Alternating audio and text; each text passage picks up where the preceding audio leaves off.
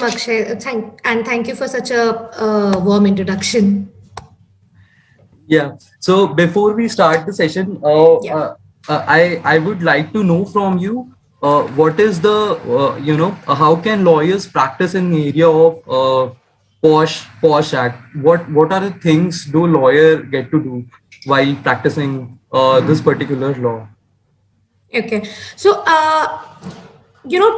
practicing in the area of prevention of sexual harassment law compliance is actually a very diverse field because it requires you to be a lawyer, step in the shoes of the lawyer, as well as take up different things in terms of working with an organization in terms of training, providing training to the employees, providing training to the ICCs, internal complaints committee that are set within the organization, and also work as an external member, which basically means that the internal complaints committee that are set up within the organizations, they have internal members as well as they have an external member, and the external member is supposed to be any person who is working in an NGO which deals with women issues, or a person who has the experience handling sexual harassment cases. So the work that is there under compliance of POSH Act is quite diverse.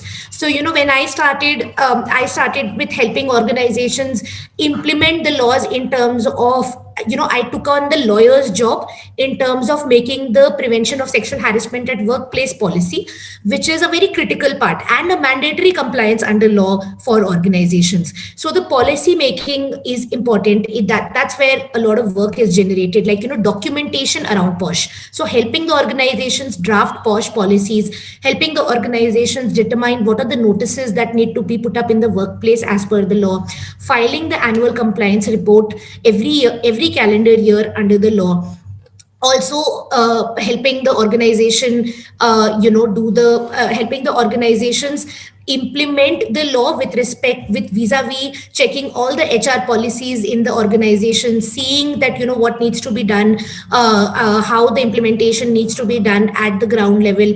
So that's part one. Part two of the work that is there is the law says, and the law is very unique in nature. The law says that prevention is something which is the most important part of the POSH Act. The law focuses a lot on preventive measures. So as preventive measures, the law says that every year organizations should conduct employee sensitization sessions for all employees, so that they understand the law and they understand what to do, what not to do, and details regarding the law. So and it's not difficult for somebody to train as a trainer for this law, but it just requires experience, and that comes with doing different sessions in this area.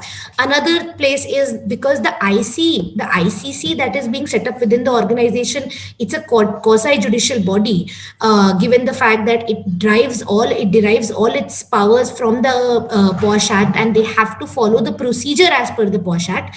The law also puts a mandatory compliance on the organization, that they need to make sure that ICCs are properly trained, because they are the ones who are conducting inquiries.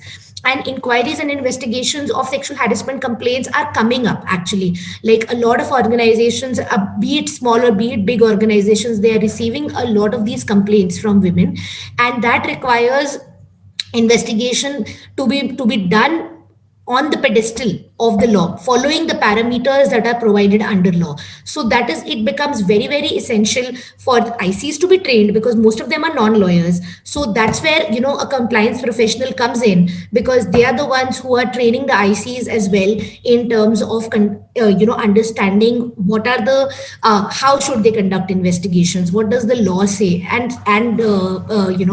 details like that.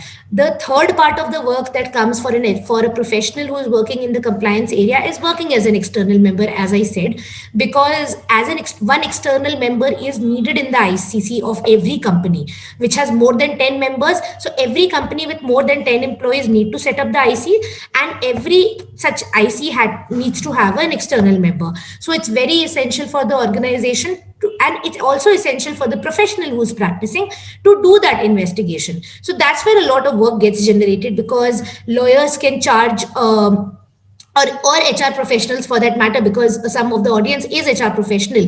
It's not specified that the external member needs to be a lawyer. External member can be any person experienced in handling sexual harassment complaints. So there's a lot of work being generated in that area as well, because they need mature, neutral people to come in and help in the investigation, help in the